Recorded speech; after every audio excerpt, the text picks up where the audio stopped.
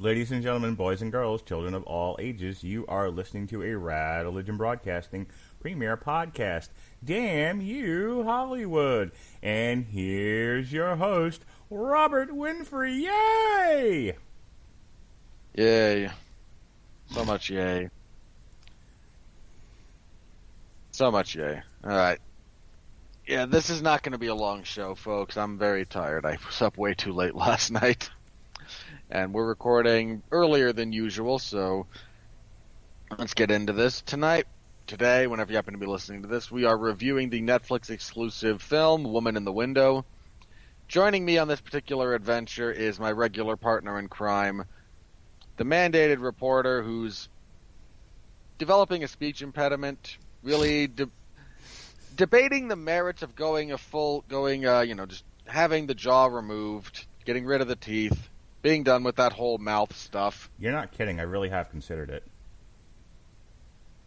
Mark Radulich. Mark, how are you? I'm doing good. Got up this morning, put on my Sunday shoes. I don't know why. That's just the nature of my groove. I watched this, and then I watched Stowaway, which I'll be talking about later. I imagine Stowaway was a better movie. It was interesting. It had its moments. I don't quite know what I'm going to... I have to think about it. I don't quite know what I'm going to say about it later. Well, you'll have someone new to kind of play off of, so maybe he'll do the heavy lifting. If our pre-prep conversation is any indication, he can do all the talking. That's fine. I'm good with that. You'll just shut up and try to drown the pain in your mouth with booze. That is the plan, yes. All right. For the record, since this was we came to this particular movie mostly because there was a point in time earlier this year when we sat down and looked at the schedule for this show and we went, there's nothing coming out. There's these huge gaps in content in terms of movie releases and whatnot. And you and I both know that shows have their own kind of momentum. It's important to keep the gears turning over. And sometimes you'll hit gold, sometimes you're just keeping the machinery turning. But it's important to do so, because if you skip 3 weeks and then what comes out next is another kind of meh thing, and then all of a sudden your listenership tanks and your interest tanks, and then what the hell are we doing, and let's just bag the whole thing. That's a very common story in podcasting. You and I both know that. You and I have both been on shows that have done that. In fact, you and I have both hosted shows that have done that, now that I think about it. Mm-hmm. So we kind of looked through the Netflix releases and some of the other stuff and went, all right, there's a few of these weeks. Let's just pick something that will keep the gears turning, that we're not going to want to kill ourselves talking about. And when it came to this particular week, when we laid this out... Can I ask you a question? In retrospect, do you now regret that, considering we didn't know what the future was going to hold? So it was a good decision at the time, but then a lot of stuff happened, a lot of movies got moved around, a lot of movies got announced, and I don't know about you, and I'm not... This is not to say that I'm not unhappy, that I'm unhappy we're talking about this, or that we made these decisions, but as it turns out, we probably didn't have to. So I'm just curious, are you regretting this decision now? If I knew then what I know now, yes, but we can only we can only act with what we have at the time. I mean, there's a bunch of stuff that I care a lot, not to throw Netflix under the bus, but we talked a little, we got some discussion out of that, but neither of us were terribly thrilled with the film. Mm-hmm. It was. Again, with perfect knowledge of what was going to happen, sure, we would have changed things. I mean, this weekend, we have Spiral coming up. We have another movie that's going to be reviewed, the one you're talking about, Stowaway. We have what I think would have been a more interesting movie that was released on HBO Max around the same weekend in Those Who Wish Me Dead, mm-hmm.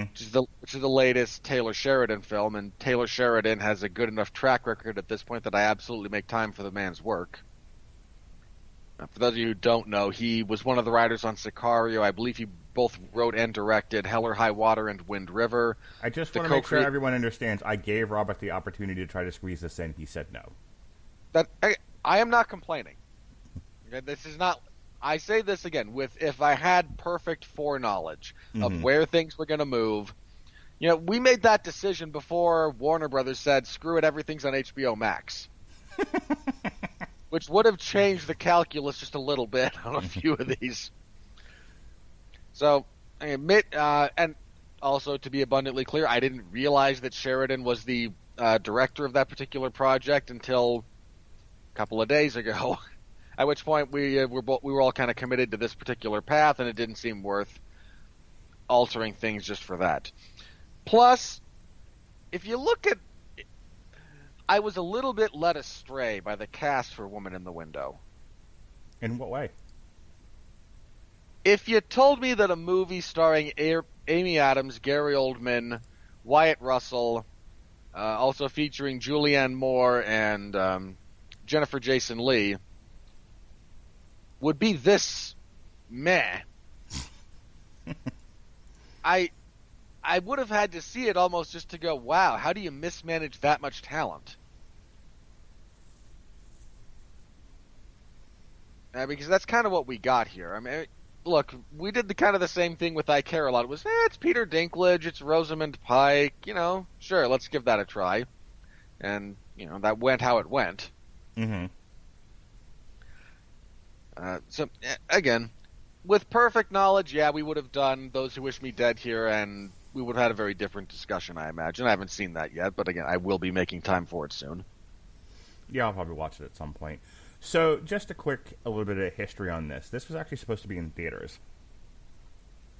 It was originally scheduled for October 4th, 2019 from 20th Century Fox, but on July 9th of 2019, it was delayed with Fox's new owners, Walt Disney, re-editing the film after test screenings, which went poorly. And a new release date was set of May 15th, but then COVID happened.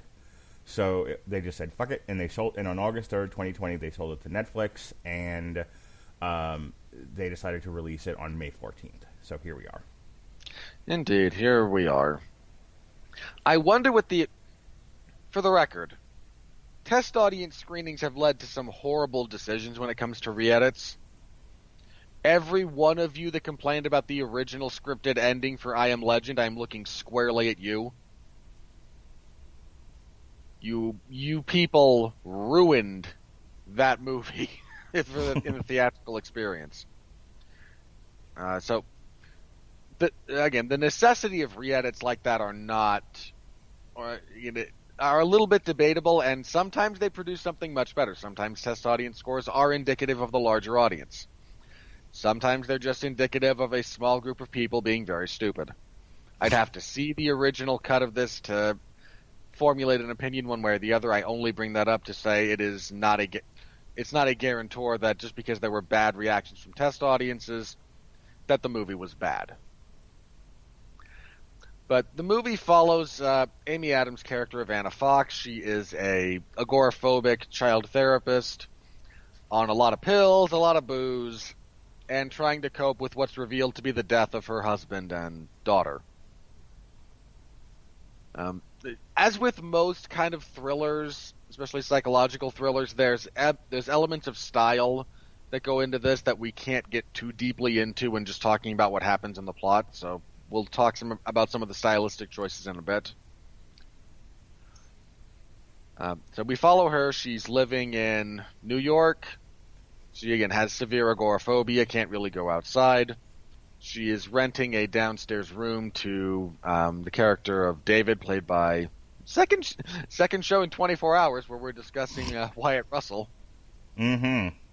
Yeah, I was amused by that, actually. A little bit of serendipity there. And she starts, because she's agoraphobic, she started watching the people around her. And moving in across the street is the Russell family. The irony is thick there. Well, not irony, but again, the coincidence of having Wyatt Russell play someone opposite the Russell family just I mean, there's only so many names, so you're always going to run into something like that eventually, but it still amused me. The father of this particular group of people is played by Gary Oldman. They have a teenage son who presents as very abused. We meet Julianne Moore, who is assumed to be the wife of Gary Oldman. Turns out not so much. His actual wife is Jennifer Jason Leigh. So Anna interacts with Julianne Moore, interacts with the son Ethan, the actor whose name I forget, but I'll look it up in a bit. Then she sees Julianne Moore stabbed across the street, calls the police, but there's nothing doing. She does some investigation into the background of the Russell family. They left Boston after after Gary Oldman's assistant was found dead. And he's a little bit overbearing, domineering, smacks his kid on one occasion. So, again, it's very much set up that this is your bad guy, but of course, there's also hints about David having a bit of a nefarious past. He's technically on parole and needs to be. They try to plant enough red herrings to keep you guessing about what's actually going on, but in fairly typical mystery fashion, it's the one that they never want you to suspect is actually the guilty party. In this case, Ethan, the teenage son, who has killed a few people, including Julianne Moore's character, who was actually his birth mother, his biological mother, with Gary Oldman's character as his biological father. He was partially raised in, what did they describe it as, a meth commune? Which I'm sure is a thing, for the record. And he likes killing people and watching them die, and Anna's a bit suicidal because of, for somewhat understandable reasons. Again, her husband and daughter are dead. She was having an affair with someone and never got any sort of resolution about, potentially destroying her family in that respect. So he shows up, kills David. He fights with Anna. She winds up shoving him through a window on the top of their building. He falls to his death. The police apologize for being wrong about everything, despite having no reason to believe what a delusional, doped-up, quasi-drunk, grieving person is saying. Who's stricken with agoraphobia and panic disorders. You're not kidding.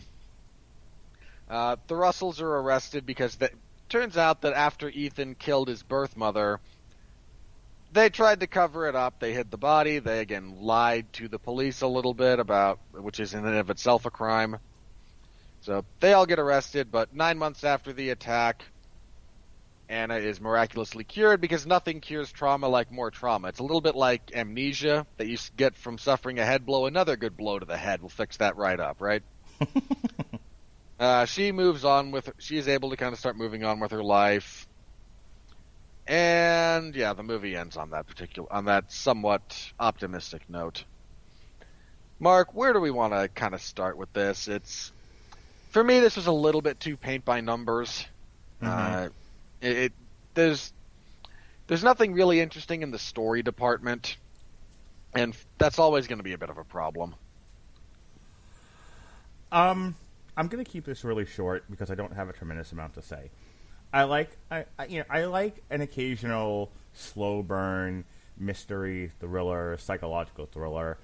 I like when I like the concept of the unreliable narrator.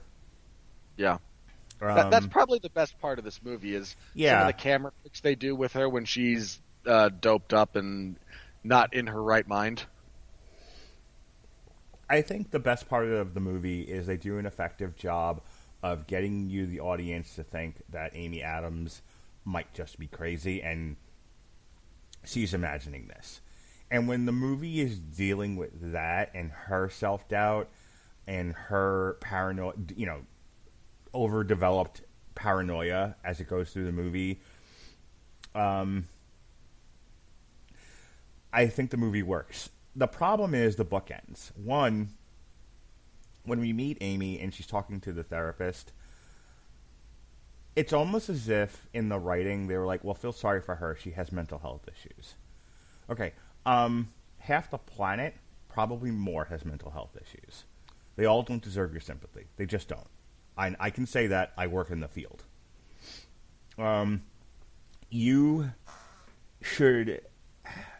People should have sympathy and empathy for you based on who you are as a person, not because of your conditions in a vacuum. And the movie expects you to just feel bad for her and empathize with her simply because she's an agoraphobic with panic disorder. That's not enough for me. That shouldn't be enough for the audience. I don't think she's a particularly likable person. None of what I got from her strikes me as the kind of person who... It seems like her character is just her mental health issues and her grief and her trauma from killing her family in a car accident. But outside of that, you're like, who is this person? She deserves help, and in that respect, she deserves some sympathy. She should absolutely be working on her conditions, and she should get the help that she needs. But do I need to then be interested in her story beyond that? Not really, not the way she's written.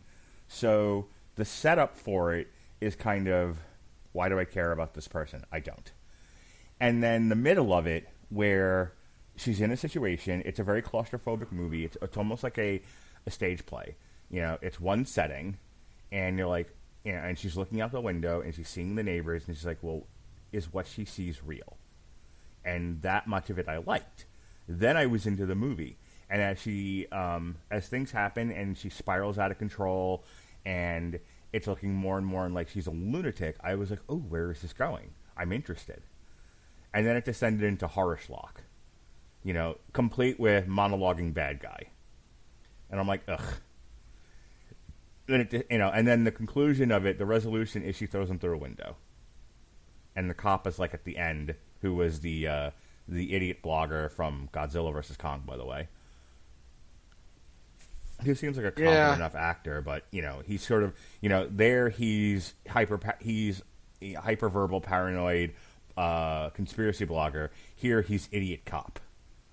I just want to talk to his agent and be like, do you hate him? Is this how you can get him?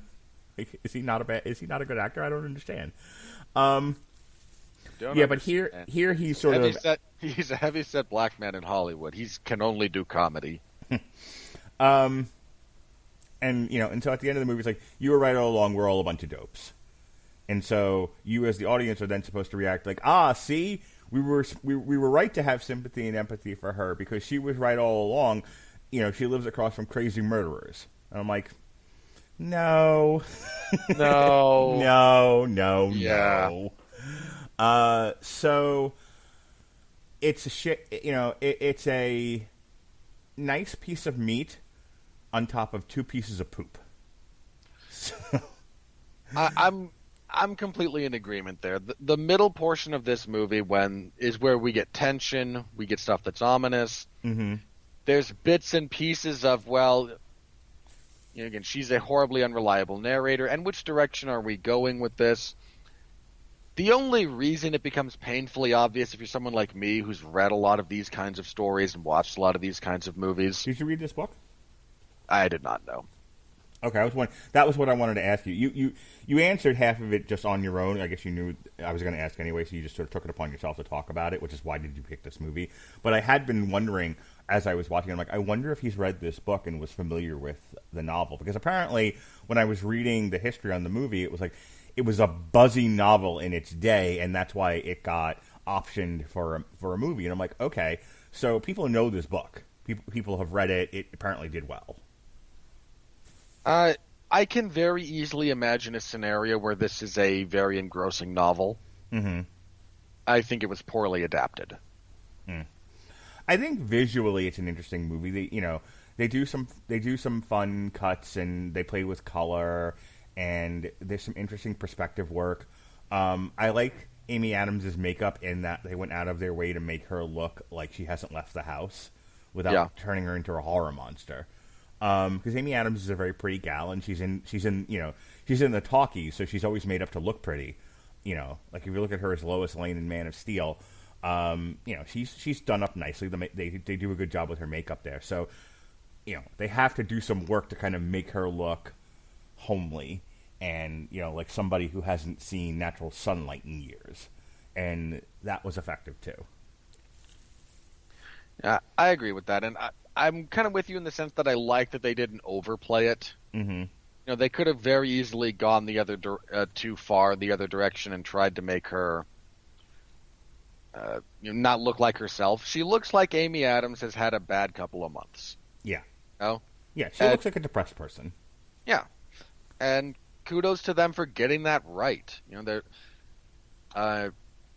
Discussion of various portrayals of mental health issues in media aside, because they're always dumbed down to the lowest common denominator. I think in this instance, they do at least a respectable job of presenting her issues and not, apart from the ending, because we have to have a happy ending, everything else about what she's doing, what she's going through, certainly rang true. When you're medicated like that, especially when you're mixing it with alcohol, the days all run together, everything feels a little bit sluggish. I was never heavily medicated, and I have never drunk alcohol, but I have been depressed, and just being badly enough depressed will give you that sensation, much less when you start mixing chemicals. Well, that's what I wanted to ask you, and I don't. You have been very open, or as open as you're, very being a relative term here from what I know of you. So, I'm not. Just go with me here, dance with me. Yeah. You have been fairly open about your mental health issues on this podcast over the years we've been doing this. I'm not asking you to delve into that stuff again. What I wanted to ask you was, how relatable was she as a character, given your own history? Like, did you find yourself relating to her kind of the way I was talking about with Falcon and the Winter Soldier, where like, wow, there's a lot about this that I personally relate to, or or were you kind of able to watch it from a very objective standpoint and sort of just look at her as a fictional character? More the latter. And that, which again is not to say that her depression is not fairly portrayed from a bit of my experience and my understanding, and that's my personal experience. That's my family members who have issues. It's the whole gamut there. Mm-hmm. I think the big thing when it comes to her issues that my big barrier is the agoraphobia. Mm-hmm. I don't go out a lot because I don't want to, not because I'm afraid to. And again, fear is a vast oversimplification of the issue, but for the sake of conversation. Mm-hmm. I am not afraid of open spaces. I'm not afraid to go out of the house. I don't because for a lot of mostly external reasons. I only like to go places when I have a purpose. Mm-hmm. I don't do let's just go out and, get out of the house. It's good for you. Well, okay, but what am I going to do? I don't care. It's good for you. Like, that's not helpful. I'm just going to stand there stand on the porch kind of going, well, I'm out of the house now. You feel better?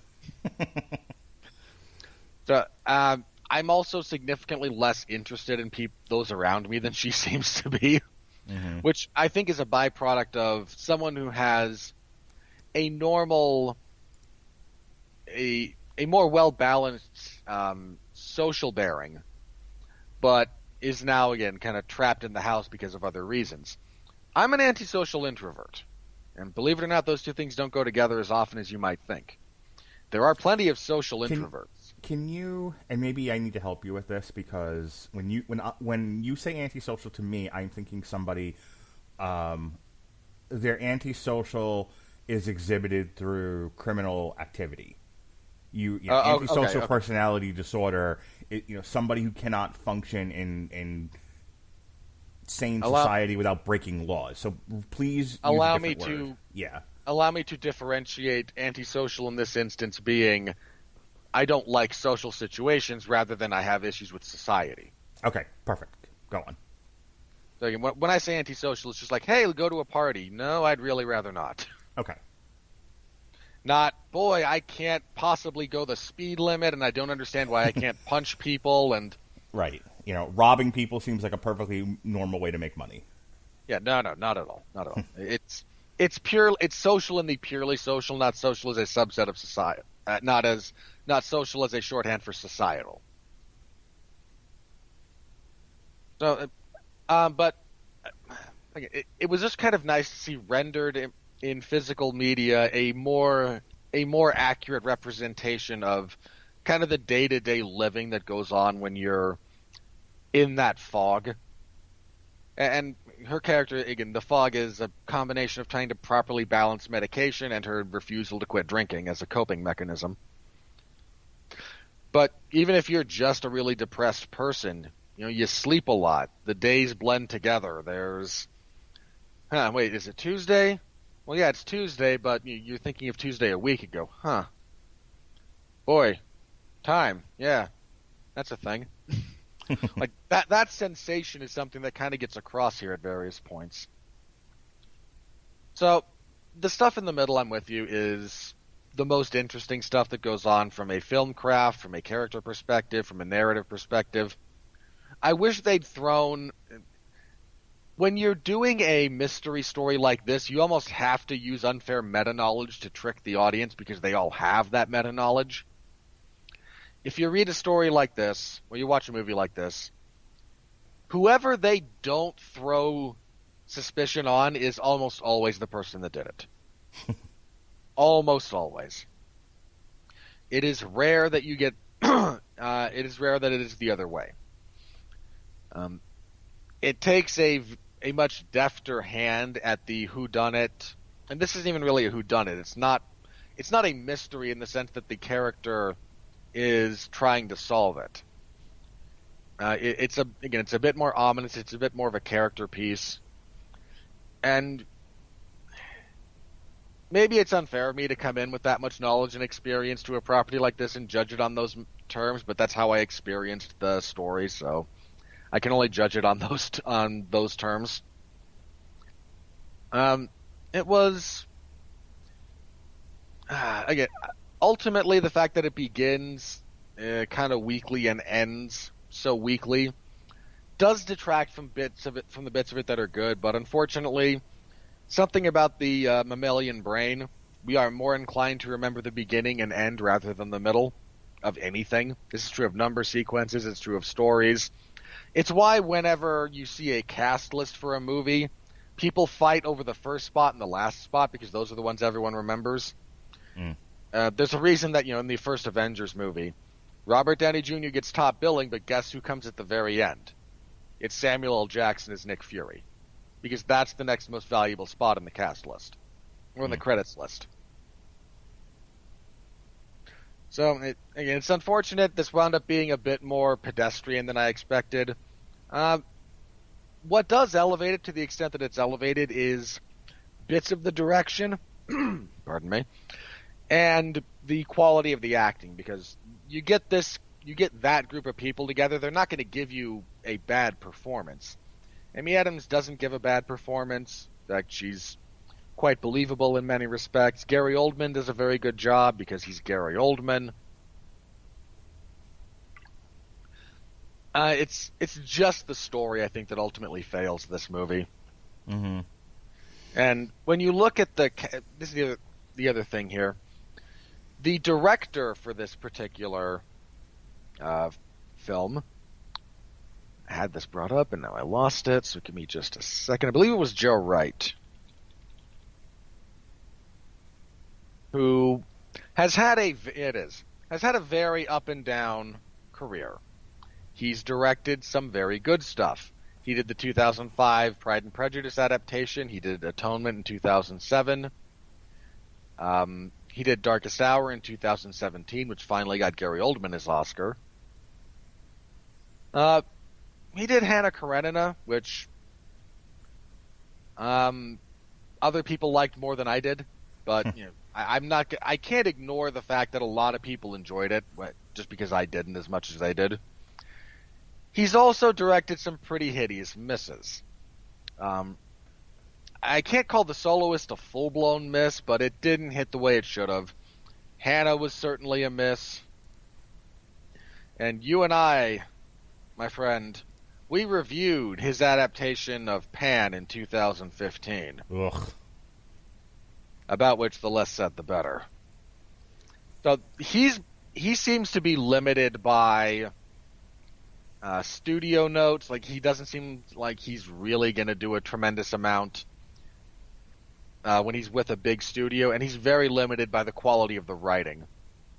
And the screenplay in this instance was written by a gentleman by the name of Tracy Letts, excuse me. Now, Tracy Letts is a fairly competent actor. He has written some decent plays. He's a decent playwriter. If you look at what he has done as a screenwriter, he only has a small number of credits to his name. But while I enjoyed Bug, it's pretty clear where it fell short. Killer Joe did not do all that very well, despite starring Matthew McConaughey in 2011. And he adapted his own play, August Osage County, which was, well, Mark, you remember when that thing came out in 2013. Some people talked about it. And then he wrote this. So the writing is really, I think, what fell down on this particular project.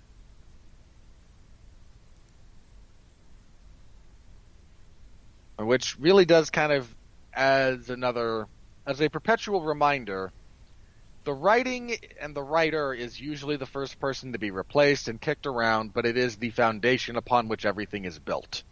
You have bad writing, even the best actors in the world can't save it. Wow, I didn't realize Anthony Mackie was in this, and I just watched this movie. What part did he play? He's her dead husband, so they talk on the phone a few times at the beginning, and then he's in the car with her when they crash. I didn't notice that was him in the car. Okay. I recognized his voice the first time they were talking and went, huh, it sounds like Anthony Mackie. And the second time, yeah, that's Anthony Mackie. So, once again, we discussed a property yesterday that had Anthony Mackie and Russell Wyatt and Wyatt Russell in it. All we were needing was Sebastian Stan. It would have been perfect. He could have been the disturbed teenager. There you go. All right. Anything else about this? So wait a minute. Lois Lane is married to Falcon and is menaced by U.S. agent in this movie. Because we are children. And they live across the street from Commissioner Gordon. You're darn right. No, I think we devoted more time to talking about this than I think we both expected to. Yeah, I don't want to belabor this. I don't want to make this longer than it has to be. I will say this. I thought the score was appropriately ominous. I mean, it's not going to win any awards or anything, but I'd agree with that. It lended itself to the eeriness. With that said... If you happen to also enjoy eerie and ominous music. Yeah. There's no score to be found on AmazonMusic.com, but if you're into orchestral scores, soundtracks, or really anything, any kind of music that you're looking for, go ahead and click our link at getamazonmusic.com/W2Mnetwork. That's getamazonmusic.com/W2Mnetwork to get a free 30 days of Amazon Music on us, and you can download and stream all the music you like, all the music we talk about on here, like Weezer and Motley Crue and next week's Saliva, Math the Band, which we are not going to talk about anymore because I just can't. But wow, we finally got a band that made Mark go, I just can't. I haven't even listened to them. It's not them. This is what I was telling Jesse. Like, when we were going to do Scott Pilgrim in November, I was okay with doing Math the Band now so that we could, so I could give him his Nintendo Core show and we could have that experience. And then later we can do something related to Scott Pilgrim that's also a Nintendo Core. And then Black Widow moved, Wrath of Man moved, and Scott Pilgrim got released at the end of April for its 10th anniversary re-release. And so all the Scott Pilgrim stuff got moved from November to May, and I'm like, now that's two Nintendo Core bands within like weeks of each other. I'm like, no thanks, we need to do something else. So Jesse was like, yeah, I get it. But yeah, if you're into that, if you're into chiptune and Math the Band and Adam Managuchi, that's all on Amazon Music. So go ahead and click our link, getamazonmusic.com/W2Mnetwork. It'll be found in the description of this podcast, whether you're listening to it on YouTube or any of your podcatchers, and get a free if you sign up, you'll get a free 30 days of Amazon Music on us, and you can stream to your heart's content. And if you like it, you keep it. And, you know, especially if you have, like, Amazon Prime and you're watching Amazon movies and stuff like that, why not, you know, one-stop shop for all your, you know, your media and shopping needs. Right, Rob? Yeah. Yeah. All right. With that said, let's go to the news segment. And now, I'm up at News Flash.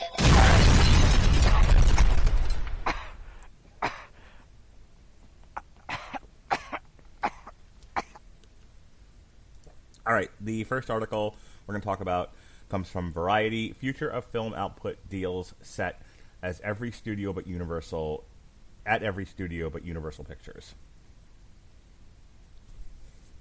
Yeah, that's a slightly troubling headline if you're a Universal employee, isn't it? With Sony Pictures recently signing an output deal with Netflix and giving Disney access to the subsequent film windows across all Disney platforms, that leaves Universal Pictures the only major studio that has yet to determine a new pact in the Pay One window for its titles amid a sea of shifting strategies in streaming age. Yeah, just sort of coinciding with this, yesterday the big news was Free Guy and Shang-Chi. They moved Jungle Cruise to date and day, Disney Plus, Premier Access, and theatrical. Yeah, I'm not. I love The Rock. I'm not paying $30 for that. I will be seeing it in theaters. Yeah, I mean, I sent like an eye roll emoji about it, just because, like, why is Disney? They moved it again just to screw with you, Mark. Well, no, it didn't change dates. It didn't change anything. But I don't understand. Like, hey, I imagine keeping 100% of the profit from the Premier Access people maths out for them to be a net positive rather than purely theatrical releases where they have to split revenue with the theater chains.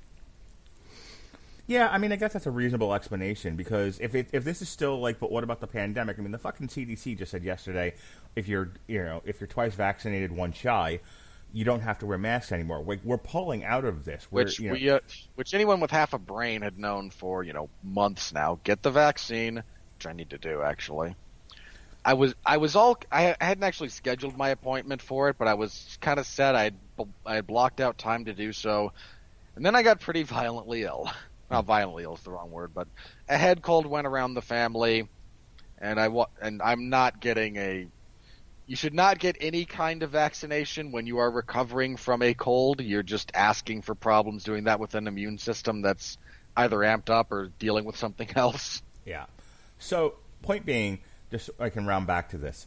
When they moved Black Widow to July, but then still made it Premier Access, I was like, seems weird, but I guess they're not totally sure what's going on in other markets outside of North America, so they're hedging bets. Okay, sure. When they made Cruella, they left it on the same date, thank God, but they made it also Premier Access. I was like, okay, see this comment I just made about Black Widow, and it's going a full month before that, so I get it. Jungle Cruise comes out, I think, July 30th. Like, why is this? Why is this necessary? By that point, even Black Widow, it was a little sketchy for doing it, but whatever. But I guess your point is that just may be the way Disney does things now, where if they put something in theaters, they're also going to make a Premier Access because they're betting on not everyone who even wants to see it would have gone to see it in the theater. They would have just waited for it to come on Disney Plus anyway. So why not attend to those people?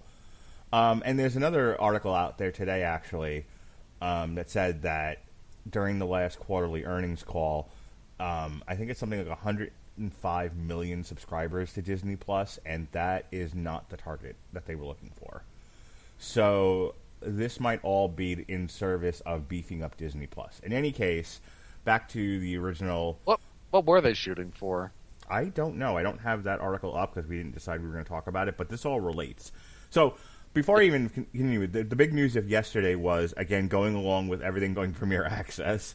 They didn't announce Free Guy or Shang-Chi was going to go Premier Access just yet, but they did say that they're getting only a 45-day window, which is what Paramount announced a few months ago, that, all starting with like A Quiet Place 2 and Mission Impossible, which got moved to next year, and whatnot.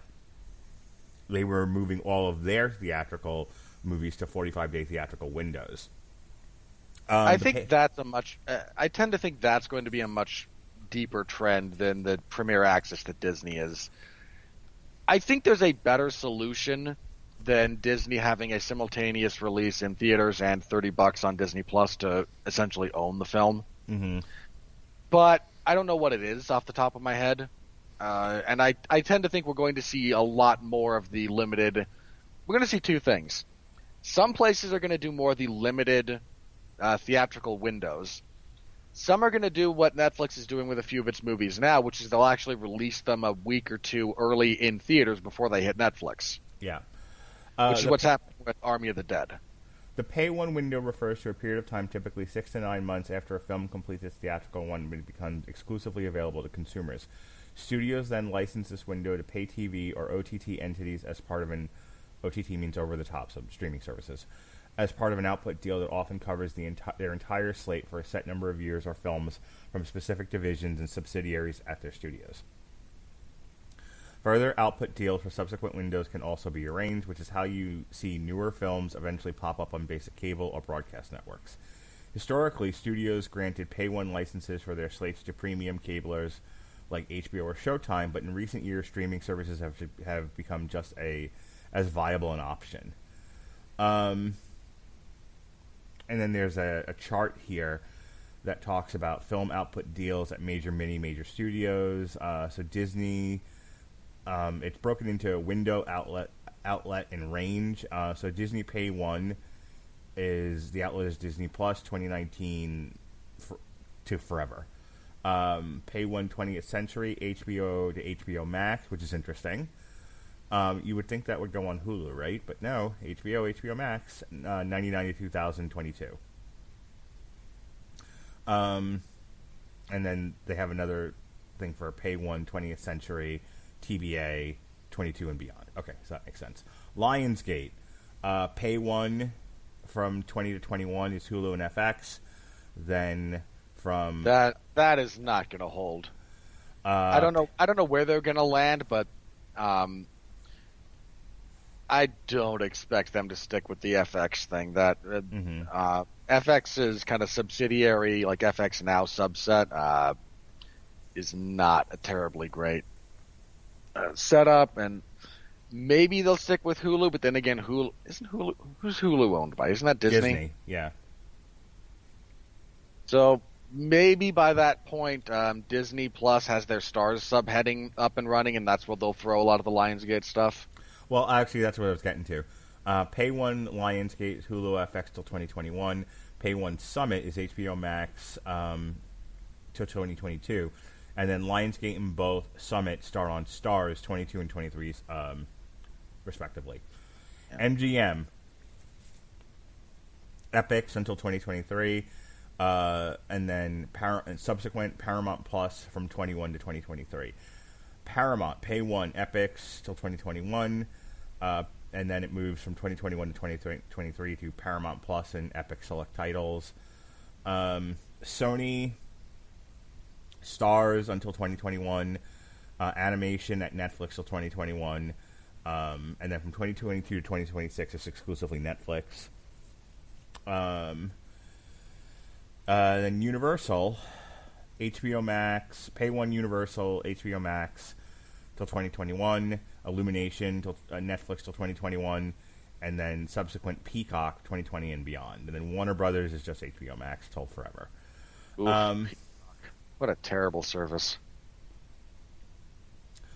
So Peacock, there's a chart here about Peacock. From July 30th of 2020, they were at 10 million, and as of April 29th, 2021, they were at 42 million. So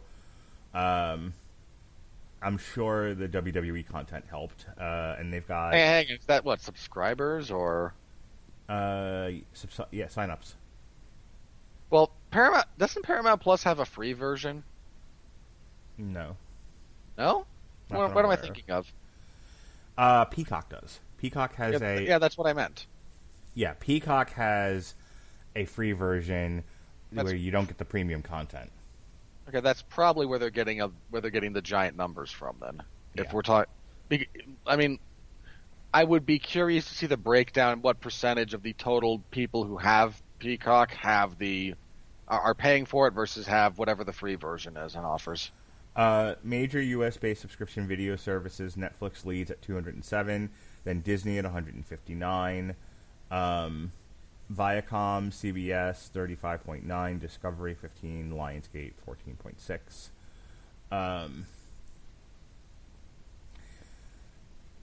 HBO Max is 40.6 eligible, Peacock 42, and Prime Video over 170 million Prime members have streamed shows and movies in the past year. So this is all interesting. As someone who has streamed a fair number of Prime videos over the past year can attest. Mm-hmm. All right, let's switch gears. Spiral is in theaters today as of this recording, and we just dumped a whole bunch of Saw content. We have our re-airs from Long Road to Ruin, Saw Parts 1 and 2. That was just Robert and Sean. Hey, I host those. Yeah.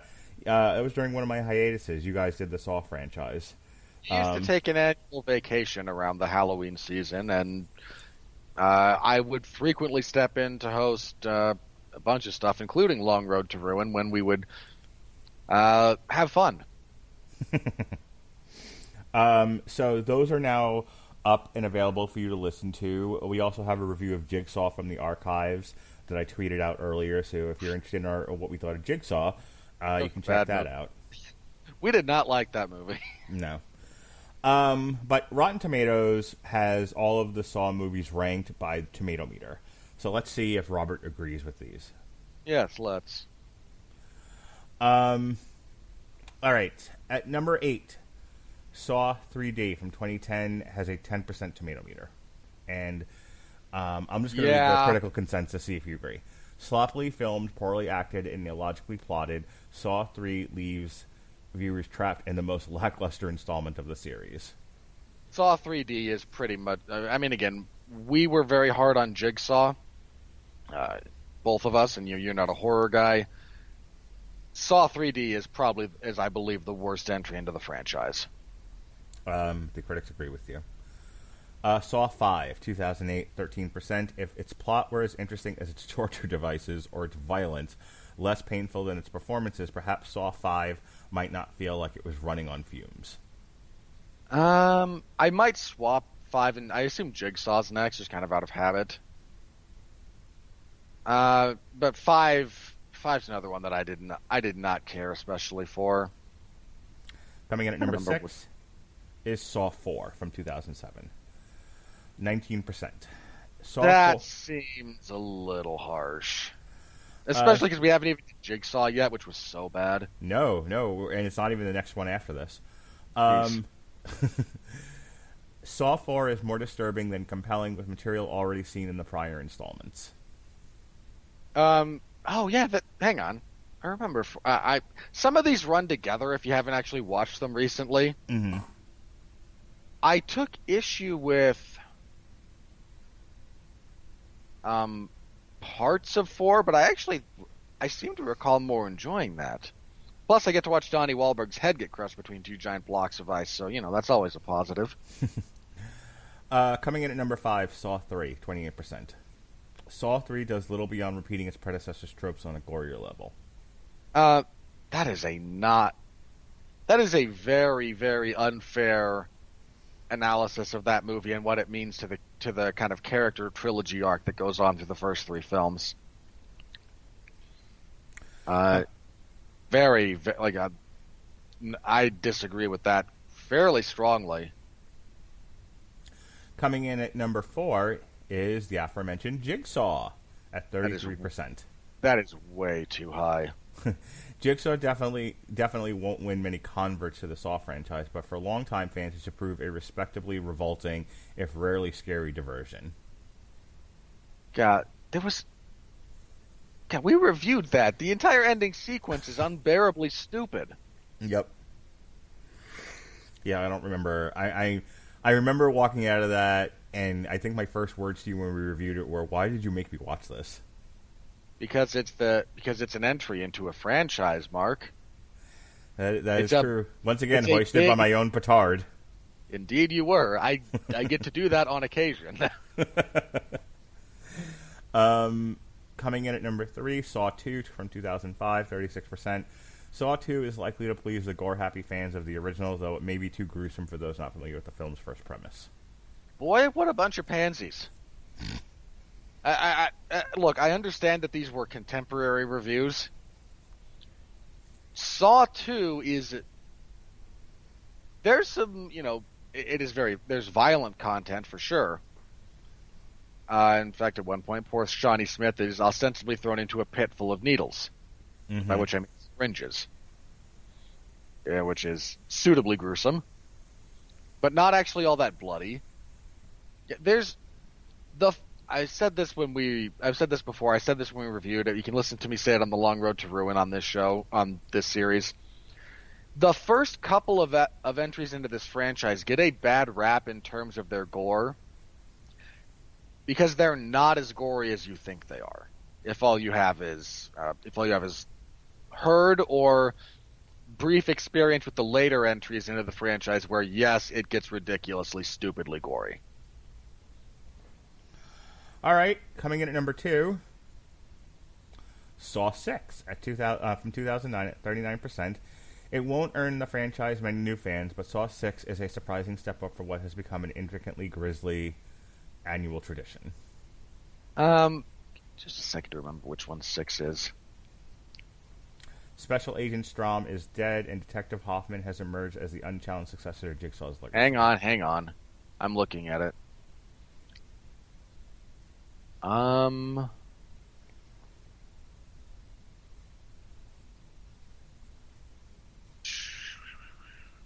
Oh, I remember. Okay, no. Really, no. That would... I don't know why... I didn't hate 6, but it is not... it's not better than 2 at all. In any way. And finally, the number 1 movie in the Saw franchise, according to the Tomato Meter, at 50%. So these are all rotten, but this is the least rotten. The original, Saw from 2004. Saw ensnares audiences with a deceptively clever plot and a myriad of memorable, nasty set pieces, but its lofty ambitions are undercut by a nihilistic streak that feels more mean than profound. I genuinely wonder how many people in 2021, if they were to watch Saw for the first time in today's cinema landscape, would have that same opinion. What do you mean? I do not understand, and maybe this is my experience with more nihilistic film, how you get to that from Saw. It's not, or maybe it's just, again, sad film reviewers not understanding the nature of nihilism as it actually exists. It's not nihilistic. It's not bleak. It's not hopeless. That's just a really odd sentiment to attach to this. Or that the spirit of the movie is more mean than anything. It's a freaking horror movie. Yeah, they tend to do a lot of nasty stuff. I just genuinely wonder if, in the wake of other more extreme horror experiments that have happened over the last 10 years, some of which were actually even closer to when Saw came out, so however many years ago that was. All right, that was fun. We got to talk about something very topical in a podcast that had nothing to do with it. So I'm good with that. I would not at all agree. I don't agree with that ordering. Fair enough. All right, that brings us to the critical review of Back to Women in the Window.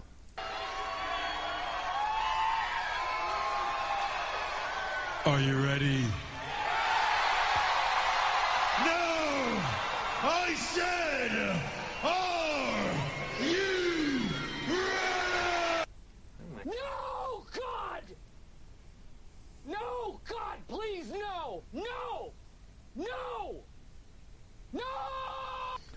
For you listeners of Damn You Hollywood on the Radulich Broadcasting Network and W2M, Grammarly is offering a free download of the Grammarly software. Grammarly's AI-powered products help people communicate more effectively. Grammarly helps you write mistake-free on Gmail, Facebook, Twitter, LinkedIn, and nearly anywhere else you write on the web. Grammarly corrects hundreds of grammar, punctuation, and spelling mistakes while also catching contextual errors, improving your vocabulary, and suggesting style improvements. I know for me, I need the Grammarly, because if you have... Now, I'm not quite Jason Teasley, who speaks in wind talkers on chat, and you can't understand a fucking word he's saying, but occasionally I will leave out a word, and, and with Grammarly, it says, hey, stupid... calls me stupid. It says, you left a word out. This doesn't make sense. The whole point of this sentence, you left out the one word that would have given it meaning. You got to put that word back in there. Like, oh, Grammarly, you're so right. You're so smart, Grammarly. So to download Grammarly, it'll help you like it helps me communicate. I have to do so much scheduling, and I have to do so much communicating with the Radulich Broadcasting family. Grammarly is a great tool that helps me do that, and it'll help you too. And you can use it in your emails, you can use it in your online writing, you can use it in your chat, you can use it anywhere that you're writing on the web. Grammarly, fantastic. GetGrammarly.com/W2M Network. Again, that's GetGrammarly.com/W2M Network to download Grammarly for free. Alrighty. So we didn't love it, which means I should probably read the fresh reviews, right? Just find the stupid ones. Well, Travis Hobson, this is a splat.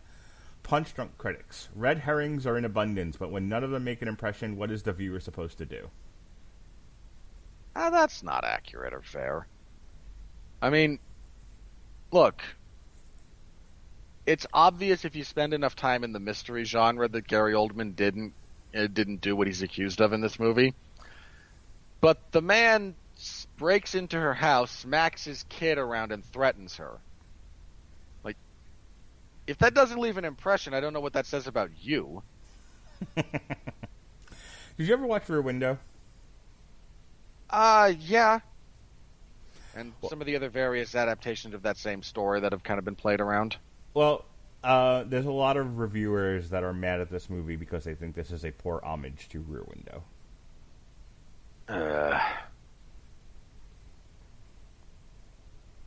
Sure. You guys can, you can get irrationally mad about that if you're so inclined, I guess. Rosie Fletcher of Den of Geek.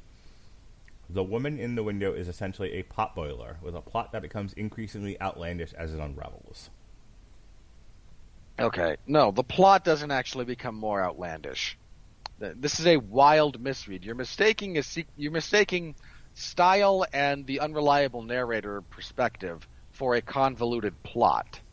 The plot, if you break it down, is actually very, very simple. It's just presented in such a way as to confuse you deliberately, because our point of view character is horribly confused and medicated and delusional. Ben Rolfe of Discussing Film. The woman in the window's inspiration is obvious, and what it does with it is interesting. Again, I think there's a degree of truth there. We talked about the middle portion of this being somewhat interesting. Mm-hmm. Just the conclusion falling flat. Rohan Nahar of Hindustan Times. Amy Adams' 6 Academy Award nominations count for nothing, as she flails about with the script as empty as the house in which her character is trapped. Yeah, we talked about that. The script is really the downfall of this particular piece. And look, again, if Amy Adams and Gary Oldman and Anthony Mackie and Wyatt Russell and Julianne Moore can't save this, no one could. Stephanie Zacharik of Time Magazine, top critic. A modern Gothic tale of obsession, voyeurism, and possible madness as prismatic and furtive as a leadened glass window. She's so happy a woman is leading this thing, she doesn't know what to do with herself. Apart from use a thesaurus. What a needlessly complicated way to say that.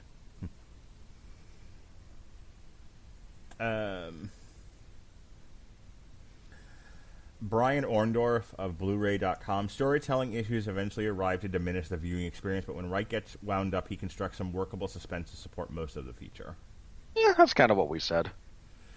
Daniel Salzman of Sulzy at the movies. The woman in the window should have been permanently shelved.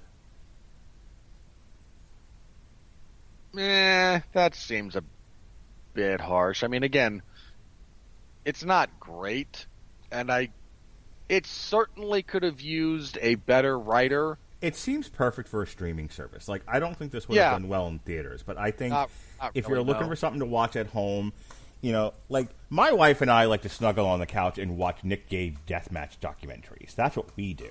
But if you're not like my wife and I, and you're not into documentaries about wrestlers slicing their tongues with pizza cutters... Okay, hang on. So seriously, how screwed up was your wife when they aired the footage of Nick Gage severing the artery under his arm?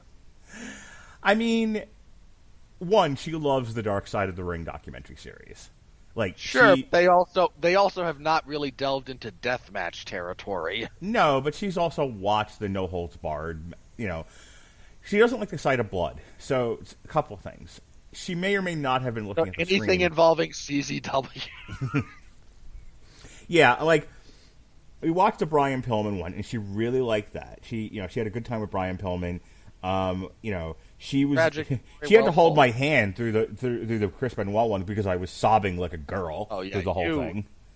Dude, I watched that and almost broke down. Like, the stuff, mostly because of the stuff with Eddie. Yeah, Like, no, more that's than what that's what I'm talking about. But it was the Brian Pillman documentary. You just had to tell Eddie's story to get there.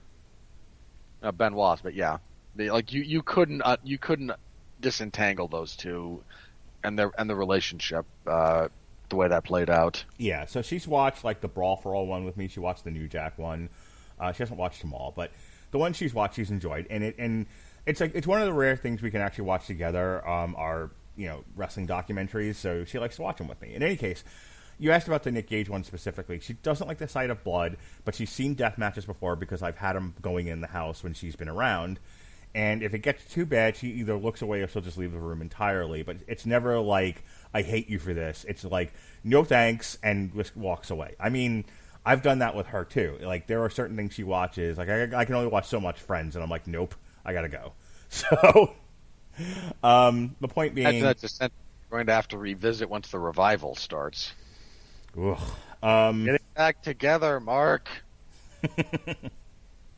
Hey, me and her did a podcast where I insulted all of you people when we did In Defense of the Big Bang Theory. I might have to get her on for Friends so I can do it again. See if I can piss off this time. Though the hate for Friends isn't quite the lynch mob hate I got for the Big Bang Theory.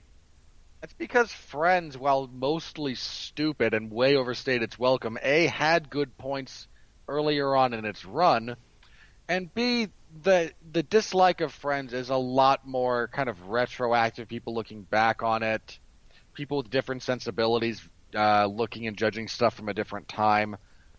The anti-gay humor in that show does not hold up well, and it has not aged well. No, it most certainly has not. Like, even my wife, who is more conservative than I am and tends to if there's two sides to a story, and the one side is, people need to, we need to hold on to traditional values and mores, and people need to get over themselves. She tends to take that side more than anything else, and even she, on a couple of episodes of Friends, was like, ugh, and kind of pulled her collar. Yeah, that's true of a lot of stuff from the 90s and early 2000s when you go back and rewatch it. How bad is this movie that we're not talking about it anymore, and we're now talking about Nick Gage death matches and in 90s sitcoms? It's not bad. Again, this isn't bad. Mm. If this were bad, we'd be talking more about it. That's kind of it. It's just it's like this is turning into one of those podcasts where it's like anything to not talk about the film. Look, it's the death of Hawkman, right? I love that that's become a thing now. Anyway, to round this back, this is the kind of movie. This is what I was trying to say. This is the kind of movie that's great to watch on Netflix, or on Hulu, or on Amazon Prime. You're sitting, on the couch with your loved one or your buddies or whatever, and you're like, let's watch a movie. And like, okay, this is a perfectly serviceable movie to watch at home with the ones you love and a bowl of popcorn. This is not the kind of thing that would have drawn people to the movies, and I think Disney was smart to sell it off. Agreed. Russ Simmons says Hitchcock would have approved, which I don't agree with, because Hitchcock generally hated other filmmakers and everybody else and human beings, and he was all about his own films and fuck the rest of you. And even his own films, that was a little bit hit and miss depending on which people were involved, and whether or not he could get Jimmy Stewart to bring his wife along. My favorite Hitchcock story is him referring to the extras as living scenery. I mean, you're not wrong. He's not wrong. No, I just thought it was funny. It is like that's one of those things that everyone knows is true, but you're not supposed to say out loud. I want to see what you think of this, because we kind of talked about this, but I don't know if this is quite what we were saying. Johnny Oleksinski, New York Post top critic, you quickly grow weary of watching the performance and don't sympathize with her plight at all.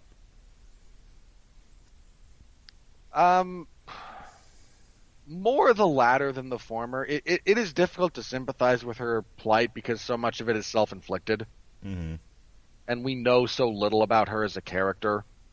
I mean, she's more a bundle of neuroses than a human being. And that's kind of a problem. Yeah. Robert Kodger, A Flickering Myth. The woman in the window is a colossal misfire for everyone involved, yet trashy fun, expressing that those suffering from mental illness still deserve to be believed, even if something sounds too ridiculous to be true. Okay, You, sir, are as out of touch with reality as this character. Mark, I'm going to say something stupid, so I'm going to ask you to say, if someone who is heavily medicated, drinking a lot, traumatized, and the medication can cause delusion, all of which is confirmed independently by the attending physician who prescribed all the medication, and they say, but you don't understand, I saw someone get stabbed. How seriously would you take that claim? You wouldn't. Yesterday I had to go deal with a guy who had to be escorted out of his housing unit because he was expressing paranoid delusions. Everyone was out to get him. People were going to fight him. He told a story and used some geographic markers that made his story sound somewhat believable. I'm from part of town A. We don't get along with part of town B. Everyone in the housing unit lives in housing in part of town B, and they're all kind of suspiciously talking about me behind my back, just out of earshot, and I don't feel safe, and I need to be moved. And I ended up putting him on a psychiatric observation because, while that's plausible, it's not like he was saying little green men are out to get me. He was referring to the possibility of being a victim of gang violence.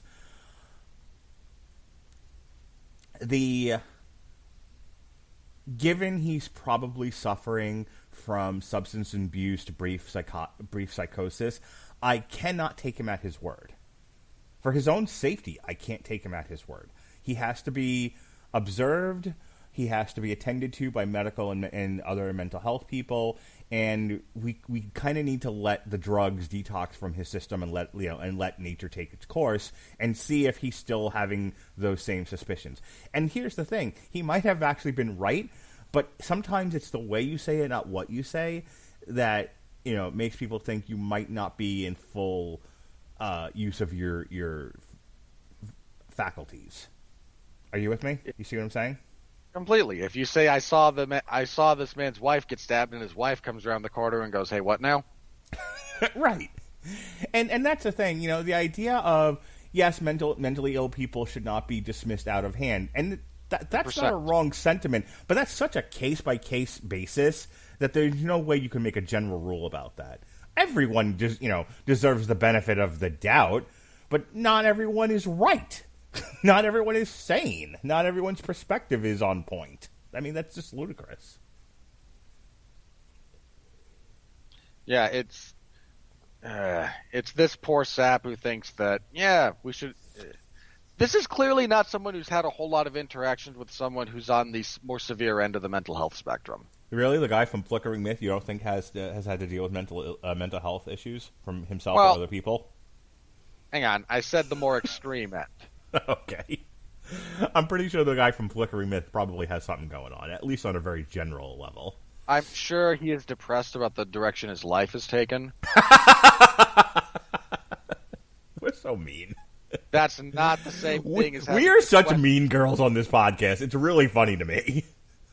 That is not the same thing as having to question your grip on reality. Like, that's one of the things about depression that I really dislike about the way it's portrayed sometimes. A lot of times, depression is entirely natural.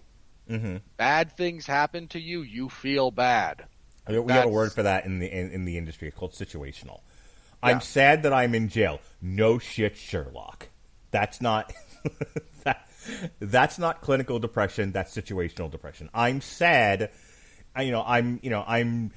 I'm depressed because I haven't had a month go by that I haven't had some sort of physical health issue that's caused me pain and made me uncomfortable. That's situational depression, not clinical. And really makes sense. In 4 years, Robert. 4 fucking years. I feel for you.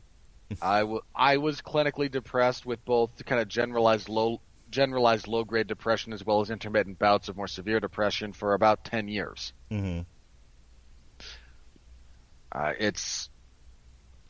And sometimes that was warranted. Sometimes something happened in my life that made things worse, and every sane person would go, "Yeah, that should."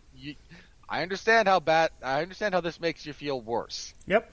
Listen, when I do my, I have to do a lot of basically put out fires. So when emergent situations come up at my place of work, and I always give them the opportunity to just tell me what's wrong, and I have to be quick about these things because these are not long 45-minute therapy sessions. These are emergent clinical emergencies that I'm having to deal with, and I'm usually dealing with dozens of them happening all around the facility at any given time. So I can't spend too long with them, but it's always like, here, you have my rapt attention for at least a few minutes. Tell me what's bothering you. And they go, blah, blah, yakety schmackety. And just to your point, and the reason I brought that up is I find myself saying, yeah, it would be perfectly natural for you to feel mad or sad about your situation. That's normal. You are responding normally to the context and surroundings and settings of your current situation. To not act the way you are would be unnatural. And I don't want to get off on a rant here, says Dennis Miller, but I will say that probably one of the biggest frustrations I have in the career field that I've chosen, and the setting that I've chosen, is the expectation that people that are coming into the jail would be anything but mad or sad. And so there's always well, this person isn't complying, and this person is crying, and this person is sad. No. They called the cops on a domestic violence situation, and they're the ones that got arrested. You think they're mad? You think they're disappointed? You think they're frustrated? You think they're sad? Wow. What a tenuous grip on reality these people hold. Clearly. You're absolutely right. They need to be put on psychiatric observation for having a completely sane and rational reaction to their current situation. Fucking idiots. Yeah. Anyway. Point being, I imagine this guy's not ever had to be in a situation where he's had to deal with someone who says, "You don't understand, I saw the car drive by," and you go, "Buddy, there's not a road outside your house." Right. All right, last one, and then we're going to wrap up. Mark Feeney of Boston Globe, top critic. Let's just say, while the obvious comp here is Rear Window, there's a wee touch of Psycho, too. That sort of makes sense. Just as there's always room at the Bates Motel, there's plenty of space in that brownstone. We've been dancing with Mr. Brownstone. He's been knocking. He won't leave Robert Winfree alone. No, no, no. He won't leave Robert alone. Down, down, down, down. It's shocking to know I'm not a big fan of Guns N' Roses. It would not.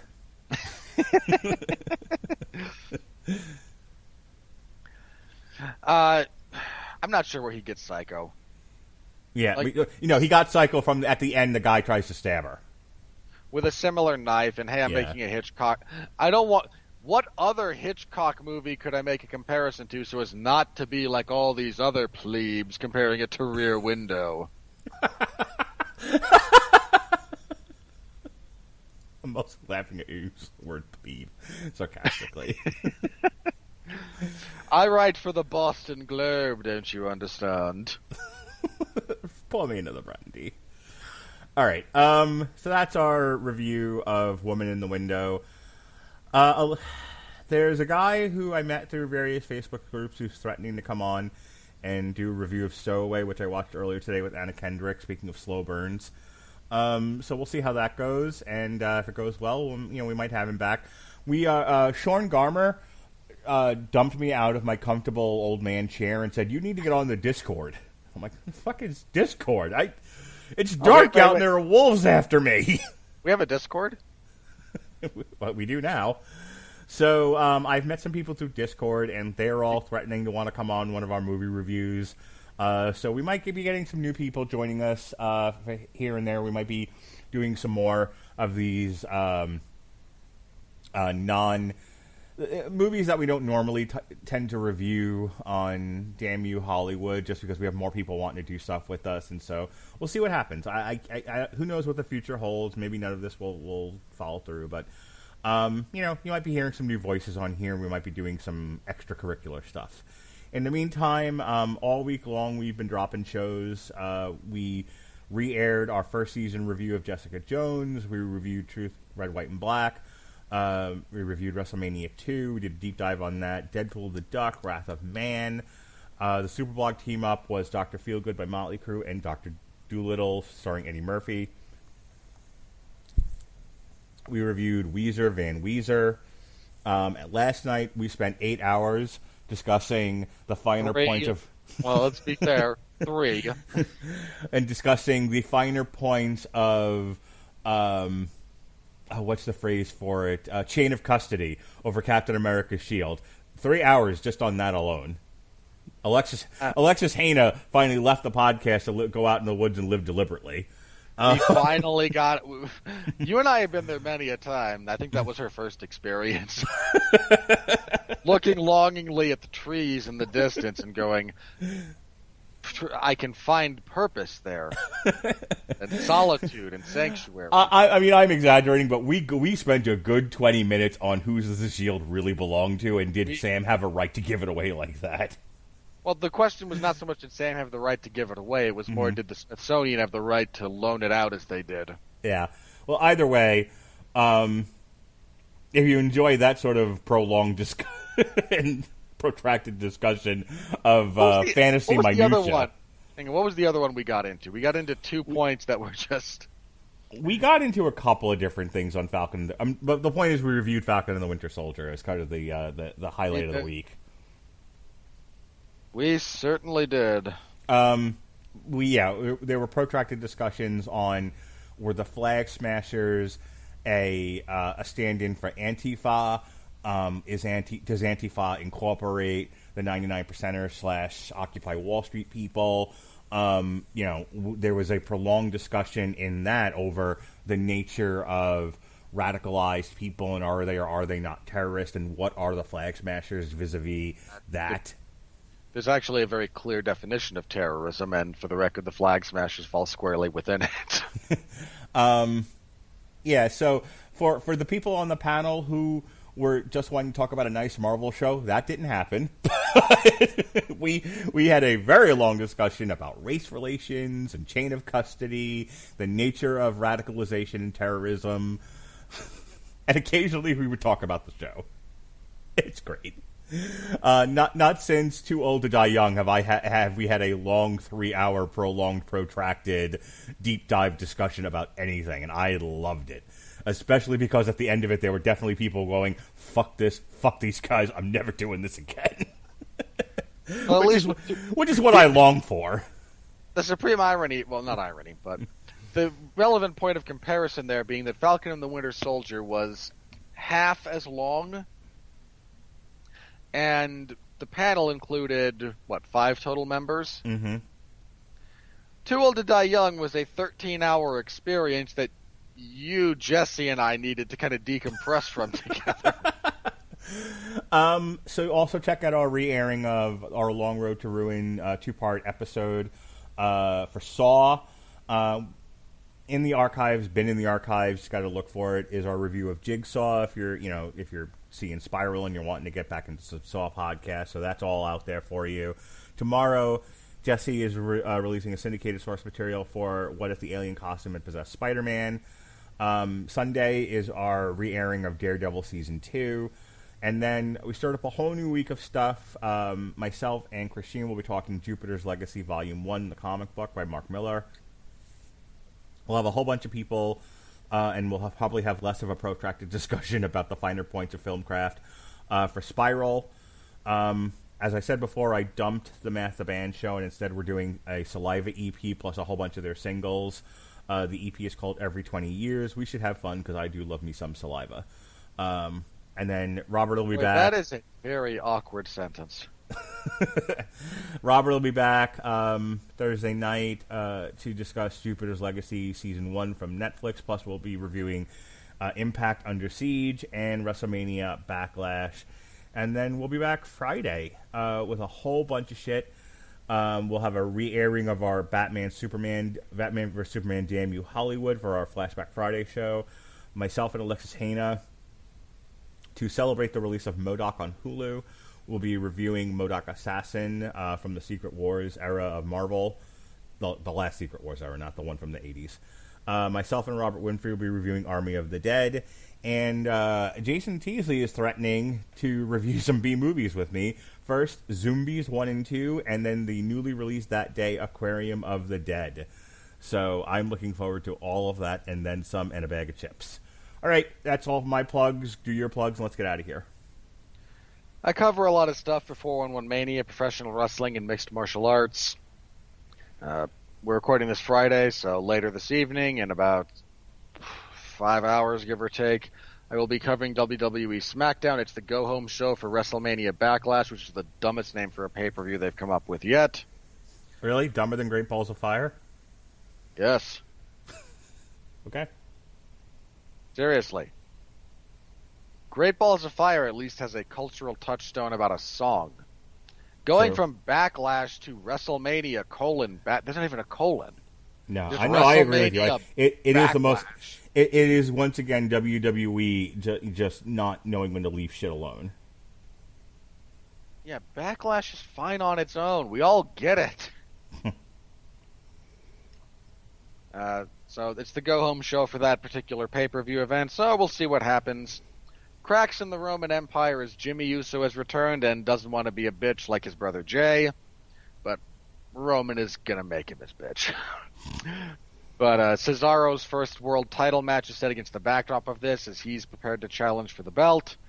He won't win it, because taking the belt off Roman at any point in the foreseeable future would probably be a huge mistake. But, there's a little bit of hope, and if Cesaro can perform to a high enough level, and I tend to think he can, we might finally see him get into the main event picture. Finally. I also host the 411 Ground and Pound MMA podcast on Sundays. This last week, we reviewed the last UFC event, which was a poor, cursed card that eventually went to air with only 9 fights. And previewed UFC 262, which is this Saturday, which I will be covering in the MMA Zone of 411 Mania. Also, last Saturday, Mark, Pat Mullen, and I got together to do some watch-along stuff for the latest Canelo Alvarez fight when he done broke the face of poor Billy Joe Saunders. So you can find that as well up in the archives if you want to hear us talk some combat sports. We have a good time. Mark went over a bunch of the stuff we have upcoming, so be on the lookout for that. And, yeah, Spiral up next in a couple of days. That'll be fun. All right, folks, for Robert Winfree, I'm Mark Radulich. This has been Damn You Hollywood. Be well, be safe, and behave.